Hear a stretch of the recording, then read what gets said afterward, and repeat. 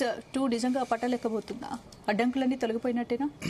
So ఇప్పుడు ముఖ్యమంత్రి కేంద్ర మంత్రుల సంయుక్త సమావేశంలో నిర్ణయం తీసుకున్న మేరకు చర్చలు ఫలప్రదమని అధికారిక రిలీజ్ చేశారు.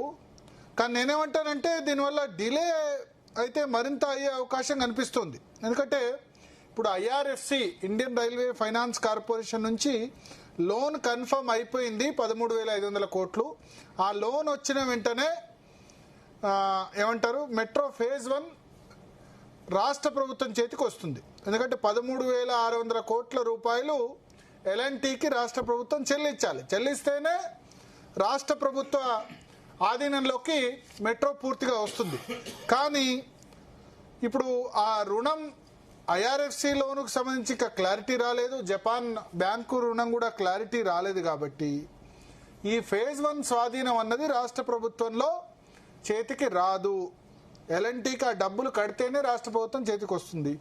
ఫేజ్ 1 కంప్లీషన్ అయ్యి రాష్ట్ర ప్రభుత్వం చేతికి వస్తేనే ఫేజ్ 2 స్టార్ట్ అవుతుంది.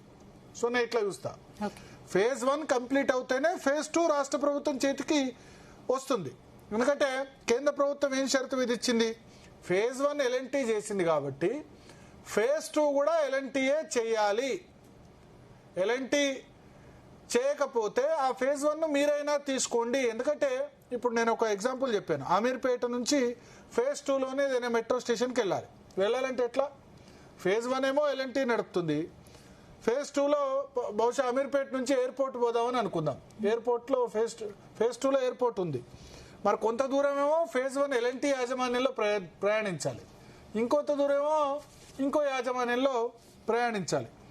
అప్పుడు ఎట్లా ఛార్జెస్ ఎట్లా షేర్ చేసుకుంటారు? ఈ ప్రాబ్లం వస్తుందని కేంద్ర ప్రభుత్వం ఏం చెప్పిందంటే ఫేజ్ 1 కట్టినాలే ఫేజ్ 2 కట్టాలి అని చెప్పారు.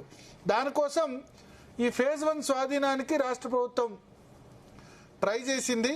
ఈ స్వాధీనం కావాలంటే 13,600 కోట్ల రూపాయల అప్పు రావాలి. ఆ అప్పు కోసమే ఈ ఐఆర్ఎఫ్సికి ఆశ్రయించింది. అయితే కేంద్ర ప్రభుత్వం మరొక కండిషన్ ఏంటంటే ఇండియన్ రైల్వే ఫైనాన్స్ కార్పొరేషన్కు ఈ డబ్బులు చెల్లించేందుకు గాను టికెటింగ్ ప్రైస్ను వాడుకోవద్దు. అంటే ఇప్పుడు రోజు టికెటింగ్ ప్రైస్ అనేది రోజువారీగా వస్తుంది. ఒక ఎస్క్రో అకౌంట్ జమ చేసి ఈ టికెటింగ్ ప్రైస్ అంతటి కూడా ఆ అకౌంట్లో వేయాలి. సో దట్ మెట్రో అన్నది ఆగిపోకూడదు. రాష్ట్ర ప్రభుత్వ ఉద్దేశం ఏంది, ఈ టికెటింగ్ ప్రైస్తోనే ఈ లోన్ 13,600 కోట్లు కడతాము అని వాళ్ళు చెప్తున్నారు. ఇది లోన్ కట్టేందుకే సరిపోతే మరి మెట్రోకు సంబంధించిన నిర్వహణ వ్యయం ఇప్పుడు ఎల్ఎన్టీ ఎందుకు వెళ్ళిపోయింది? ఎల్ఎన్టీ దీన్ని వదులుకోవడానికి కారణం ఏంటి? నిర్వహణ వ్యయం కూడా మాకు సరిపోవట్లేదు, మాకు దీనిలో ప్రాఫిట్స్ అసలు లేవు. నిర్వహణ వ్యయం అంటే మెట్రో రైల్ ఎంప్లాయీస్కు జీతాలు ఇవ్వాలి, మెట్రో రైల్ నడపడానికి కావాల్సిన ఎలక్ట్రికల్ లేకపోతే ట్రైన్స్ కొత్తగా కొనుగోలు చేయడము, ఇవన్నీ ఛార్జెస్ కూడా చేయాలి కదా. మెట్రో స్టేషన్ మెయింటెనెన్స్ ఇవన్నిటికి కూడా సరిపోవట్లేదు. టికెటింగ్ ప్రైస్ కానీ లేకపోతే వాళ్ళు ఇచ్చిన ఏవైతే ఇప్పుడు కొన్ని మాల్స్ కూడా ఉన్నాయి, మెట్రో మాల్స్, పంజాగుట్ట కానీ మిగతా చోట్ల మాల్స్ ఉన్నాయి, ల్యాండ్ బ్యాంక్ కూడా ఉంది. కానీ దానివల్ల మానిటైజేషన్ ఎక్కువ రావట్లేదు, ఆ డబ్బులు అక్కడికక్కడికే అవుతున్నాయి. దీనివల్ల లాభదాయకత లేదు, ప్రాఫిటబిలిటీ లేదు అని ఎల్ఎన్టీ భావించింది. అందుకని దాన్ని వదులుకోవడానికి ఎల్ఎన్టీ సిద్ధమైంది. సో ఇప్పుడు అందుకని కేంద్ర ప్రభుత్వం ఏం కండిషన్ పెట్టింది, ఎస్క్రో అకౌంట్, ఒక థర్డ్ పార్టీ ఒక అకౌంట్ ఓపెన్ చేసి ఈ టికెటింగ్ ప్రైస్ అంతటి దానిలో వేయాలి, ఆ దానిలో వేసి నిర్వహణ చేయాలి. అంతే తప్ప ఆ టికెటింగ్ ప్రైస్ తోటి మెట్రో టికెట్ల డబ్బులతోటి మెట్రో దాంతోటి మాత్రం 80% రుణం కట్టద్దు. ఈ రుణం రాష్ట్ర ప్రభుత్వం కట్టాలి అన్నది కేంద్ర ప్రభుత్వ ఉద్దేశం.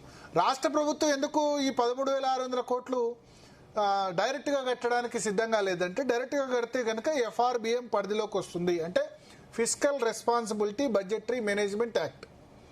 దీని ప్రకారం మొత్తం జిఎస్డిపిలో గ్రాస్ స్టేట్ డొమెస్టిక్ ప్రోడక్ట్లో 3.5% లోన్స్ తీసుకోవడానికి అవకాశం ఉంది. అదే కార్పొరేషన్ లోన్స్ దీని పరిధిలోకి రావు. కాబట్టి మెట్రో రైల్ అనేది ఒక కార్పొరేషన్ కాబట్టి డైరెక్ట్గా మేము లోన్ కట్టకుండా ఇండైరెక్ట్గా కడతాము. సో అందుకని రాష్ట్ర ప్రభుత్వం డైరెక్ట్గా అప్పు దీనిలో తీసుకోవడానికి సిద్ధంగా లేదు, మెట్రో రైల్ ద్వారా తీసుకోవడానికి సిద్ధంగా ఉంది. సో ఆ 13,500 కోట్లు దీనిలో వచ్చి పడితే మళ్ళీ రాష్ట్ర ప్రభుత్వం లోన్ తీసుకోవడానికి ఇబ్బంది అవుతుంది. సో అదే ఆలోచన. ఇప్పుడు ఇవాళ జరిగిన దాంతో ఫలప్రదం అని చెప్తున్నారు, బట్ ఇప్పుడు అల్టిమేట్గా ఏం చేశారు ఇవాళ? ఈ ఎస్బీఐ క్యాప్స్ కన్సల్టెంట్గా నియమించడం ప్రాజెక్టుకు ఎంతవరకు హెల్ప్ అవుతుంది అనుకో? ఇప్పుడు క్యాప్స్ కన్సల్టెంట్గా చేసిన తర్వాత మెట్రో ఫేజ్ 1 వాల్యుయేషన్ ఎంత, వాల్యుయేషన్ అంటే దీని వాల్యూ ఎంత, దీని మొత్తం వాల్యూ ఎంత అన్నది ఇది అధ్యయనం చేయాలి. తర్వాత ఫేజ్ 2 విస్తరణ ఏదైతే ఉందో, ఇప్పుడు రాష్ట్ర ప్రభుత్వం మూడో లేకపోతే మొత్తం 3A 3B అని కూడా చెప్పింది అనుకోండి. సో ఫ్యూచర్ సిటీకి మెట్రో అన్నారు, తర్వాత ఇంకా చాలా చోట్ల ఫలక్నుమా MGBS నుంచి కూడా ఎయిర్పోర్ట్కు మెట్రో వేస్తామని చెప్పారు. ఆ తర్వాత మొత్తం దాదాపు 7 కారిడార్లు ఫేజ్ 2లో చెప్పారు. ఒకటి కారిడార్ 1 నాగోల్ నుంచి శంషాబాద్ ఎయిర్పోర్ట్కు via LB Nagar, Owaisi hospital, హరాంగరు, చాంద్రాయణ గుట్ట మీద 36.8 కిలోమీటర్లు.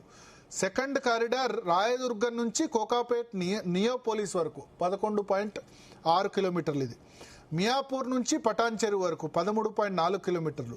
ఎల్బీ నగర్ నుంచి హయత్ నగర్ వరకు, ఎల్బీ నగర్ వరకు ఇప్పుడు లాస్ట్ ఉంది, అట్లాగే మియాపూర్ వరకు లాస్ట్ ఉంది. ఆ మియాపూర్ ఉన్నదాన్ని పటాన్ చెరువు వరకు పొడిగిస్తామన్నారు. ఎల్బీ నగర్ను హయత్ నగర్ పొడిగిస్తామన్నారు. MGBS నుంచి ఉన్నదాన్ని చాంద్రాయణ గుట్టకు చేస్తామని చెప్పారు. ఇట్లా ఫేజ్ 2లో చాలా చెప్పారు. శంషాబాద్ ఎయిర్పోర్ట్ నుంచి మళ్ళీ ఫ్యూచర్ సిటీ దాకా 39.6 కిలోమీటర్స్ మళ్ళీ ఒకటి కొత్త లైన్ వేస్తామన్నారు. జూబ్లీ బస్ స్టేషన్ నుంచి ఉన్నదాన్ని మేడ్చలు, షామీర్పేట వరకు పొడిగిస్తామన్నారు. ఈ ఫేజ్ 2 అన్నది అసలు వయబులా కాదా, దీని మీద కూడా SBI క్యాప్స్ స్టడీ చేస్తుంది. సో ఫేజ్ 1 వాల్యుయేషను, ఫేజ్ 2 విస్తరణ, ఇతర అంశాల మీద సమగ్రంగా అధ్యయనం చేసి అది ఇచ్చే రిపోర్ట్ ఆధారంగా భవిష్యత్ కార్యాచరణ చెప్తామని చెప్పారు. దీనికి కేంద్ర ప్రభుత్వం అదేవిధంగా రాష్ట్ర ప్రభుత్వం తరపున అధికారులు కూడా ఉంటారు. కేంద్రం నుంచి ఒక అధికారి, రాష్ట్ర ప్రభుత్వం తరపున అధికారి ఉండాలని డిసైడ్ చేశారు. సో ఇప్పుడు అల్టిమేట్గా ఇది ఏమైంది, కమిటీ చేతిలోకి పోయింది. కమిటీ చేతిలోకి పోయి ఈ కమిటీ డిసైడ్ చేస్తుంది, ప్లస్ SBI క్యాప్స్ కూడా డిసైడ్ చేస్తుంది. దీనికి ఒక టైం ఫ్రేమ్ మరి ఏం పెట్టలేదు. నా ఉద్దేశం ఏంటంటే హైదరాబాద్ మెట్రో ఆల్రెడీ 2020లో ఫేజ్ 1 కంప్లీట్ అయింది. ఇవాళ మనం 2026 జూన్లో ఉన్నాం. 6.5 సంవత్సరాల్లో ఒక్కడు కూడా ముందు పడలే. ట్రాఫిక్ ఇబ్బందులు ఎదురవుతున్నాయి. అప్పట్లో దురదృష్టితో ఔటర్ రింగ్ రోడ్ కట్టకపోతే ఇవాళ బెంగళూరులో ఎటువంటి సిచ్యువేషన్ ఉందో మన దగ్గర ఉంటుండే. సో ఇన్ఫ్రాస్ట్రక్చర్ ప్రాజెక్ట్స్ ఎప్పుడు కూడా ఆగొద్దు. ఆగితే ఏమవుతుందంటే ఖర్చు కూడా ఎక్కువ అవుతుంది. ఇప్పుడు అందరు కాళేశ్వరం 1,00,000 కోట్లు అన్నారు. ఇంకో 10 సంవత్సరాల తర్వాత కాళేశ్వరం కడితే అదే 3-4 లక్షల కోట్లు అవుద్ది. ఎందుకంటే ఇన్ఫ్రాస్ట్రక్చర్ ప్రాజెక్ట్స్ ఎప్పుడు రేట్లు పెరుగుతాయి. సిమెంట్, స్టీలు ఈ రేట్లు ఆగవు కదా. ల్యాండ్ వాల్యూస్ అంటే స్థిరంగా ఉండొచ్చు, కానీ సిమెంట్ కానీ స్టీల్ కానీ ఈ రేట్లు ఎప్పుడు కూడా ముడి పదార్థాలు, లేబర్ కాస్ట్ కానీ ఇవన్నీ కూడా పెరుగుతూ పోతూ ఉంటాయి. సో 6.5 సంవత్సరాలు దానిలో మరి బీఆర్ఎస్ ప్రభుత్వం వచ్చిన తర్వాత ఫస్ట్ ఫేజ్ను కొంచెం 14లో వచ్చిన తర్వాత 2020 వరకు ఫాస్ట్గానే చేసిన ప్రయత్నం చేసింది. బట్ 2020 నుంచి 23 వరకు సైలెంట్గా ఉన్నారు. 23 ఎలక్షన్స్ ముందు ఈ ఫేజ్ 2ను వాళ్ళు అనౌన్స్ చేశారు. రాయదుర్గం నుంచి ఎయిర్పోర్ట్ ఇవన్నీ కొంచెం ముందు చేస్తుంటే బాగుండేది, BHEL కానీ లక్డికాపోల్. ఇప్పుడు ఈ ప్రభుత్వం వచ్చిన తర్వాత 2.5 సంవత్సరాలు పట్టిన తర్వాత ఇంత చేస్తే సెకండ్ ఫేజ్ సంబంధించి DPR లేదు, కేంద్ర ప్రభుత్వం అప్రూవల్ లేదు. కేంద్ర ప్రభుత్వం అప్రూవల్ వచ్చి DPR అయిపోయి కేంద్ర ప్రభుత్వం అప్రూవల్ వచ్చి ఈ ప్రాజెక్ట్ ఎగ్జిక్యూషన్ స్టార్ట్ ఎప్పుడు కావాలా, కొత్తగా కన్స్ట్రక్షన్ ఎప్పుడు కావాలా. ఎందుకంటే ప్రాజెక్టు స్టార్ట్ అయిన తర్వాత మళ్ళీ ల్యాండ్ అక్విజిషన్, సిటీలో ల్యాండ్ అక్విజిషన్ అంటే చాలా కష్టం, ఒప్పుకోరు, కోర్టులో కేసులు వేస్తారు. ఇవన్నీ ప్రైమ్ ఏరియాస్ కదా. ల్యాండ్ అక్విజిషన్ అంత ఈజీ అవుతుందా? సో నాకు ఇప్పుడు ఉన్నదానికి ఏంటంటే 2032-33 వరకు కూడా 1 కిలోమీటర్ కూడా యాడ్ కాదనిపిస్తుంది. 2 మెట్రో 2వ స్థానంలో ఉన్న మెట్రో ఇప్పుడు 9వ స్థానంలో ఉంది. త్వరలో 12-13వ స్థానం కూడా పోతుందేమో అని నాకు అనిపిస్తుంది. సో మాట్లాడదాం. మనతో పాటు దిలీపాచారి గారు జాయిన్ అవుతున్నారు భారతీయ జనతా పార్టీ నుంచి. అదేవిధంగా అడ్వకేట్ శరత్ గారు జాయిన్ అవుతున్నారు. చరణ్ కౌశిక్ గారు కాంగ్రెస్ పార్టీ నుంచి, విజయ్ కుర్వా గారు బీఆర్ఎస్ నుంచి జాయిన్ అవుతున్నారు. సో ముందుగా శరత్ గారు